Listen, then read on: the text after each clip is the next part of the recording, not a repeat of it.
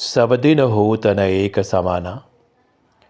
जब किसी व्यक्ति के जीवन में सुख का समय आता है तो वह यही सोचता है कि सुख का यह समय ऐसे ही चलता रहे और ऐसे ही उसकी ज़िंदगी आराम से गुजरती रहे।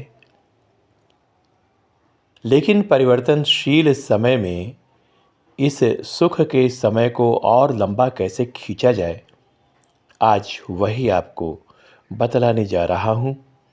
सभी के घर गणपति विराजे चैनल में आप सबों का हार्दिक स्वागत है। ग्रहों, परिस्थितियों, समय और हमारे पास रहने वाली हमारी जो शक्ति होती है, उसके बल पर यदि हम कोई अच्छी उपलब्धि पा लेते हैं तो हमें लगता है कि यह उपलब्धि हमारे पास लंबे समय तक रहनी चाहिए। लेकिन होता यह है कि इसकी एक निश्चित सीमा होती है, अवधि होती है और उसे बढ़ाने के तरीकों को बताने के पहले दो बातें मैं आपको बताना चाह रहा हूँ, जिससे व्यक्ति का भाग्य प्रभावित होता है और वह निश्चित सीमा के बाद उस सुख को बरकरार नहीं रख पाता है।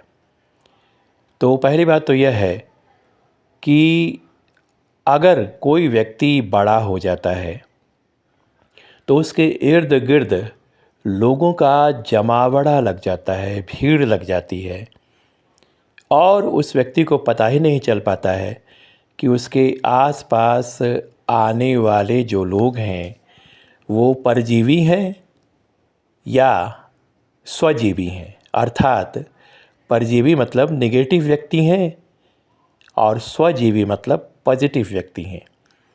नेगेटिव व्यक्तियों की पहचान मैं बताता हूँ, इसे ध्यान से सुनिएगा ताकि आपको पहचानने में आसानी हो। जो नेगेटिव व्यक्ति होते हैं वो आपकी ऐसी प्रशंसा करते हैं कि आपको लगता है कि आप बहुत महान हो गए हैं और कभी कभी तो आपको लगता है कि मुझसे बड़ा कोई है ही नहीं। उनकी वाणी में जलेबी जैसी मिठास होती है और वह आपके कार्यों की तारीफ़ भी करते हैं, जम कर तारीफ़ करते हैं।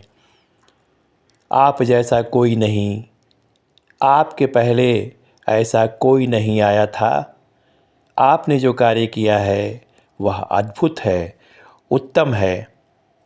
और प्रशंसा के पुल बांधने के बाद जब वो बाहर जाते हैं तो केवल आपकी बुराई करते हैं, आप में दोष निकालते हैं और फिर सामने आते हैं तो उनका चेहरा चमकने लगता है और आपको इस तरह से आकर्षित करते हैं कि लगता है कि उनसे बढ़ कर के कोई है ही नहीं। जो पॉजिटिव व्यक्ति होते हैं वो इतनी प्रशंसा नहीं करते हैं, थोड़ी बहुत प्रशंसा उन्होंने कर दी अलग बात है, लेकिन चिपकने की कोशिश नहीं करते हैं।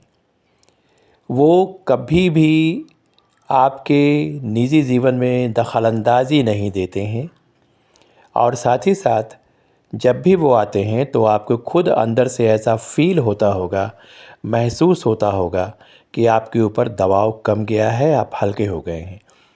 जबकि कोई नेगेटिव व्यक्ति या कई नेगेटिव व्यक्ति आपके पास जाते हैं तो उनके शरीर से निकलने वाली नेगेटिव ऊर्जा इस तरह से आपको प्रभावित करती है कि आप कुछ मायने में तनावग्रस्त हो जाते हैं। आपका पुण्य फल ये ले जाते हैं चुरा कर, अपना पाप फल आपको दे जाते हैं, आपके ही पुण्य प्रताप से ये बढ़ते हैं और आपके भाग्य को प्रभावित करते हैं।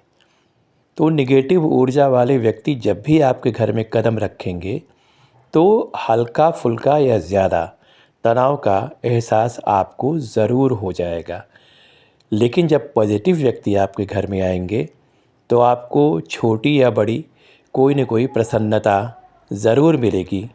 इस बारे में यदि आप ज़्यादा जानना चाहते हैं तो मेरे मेल pyarikismat@gmail.com पर ज़रूर मुझे लिखिए। मैं आपको नेगेटिव और पॉजिटिव व्यक्ति की पहचान बता दूंगा कि यह व्यक्ति आपके लिए हानिकारक हो सकता है, यह व्यक्ति आपके लिए लाभदायक हो सकता है। दूसरी बात क्या है कि ग्रह में भी एक रूपता नहीं होती है।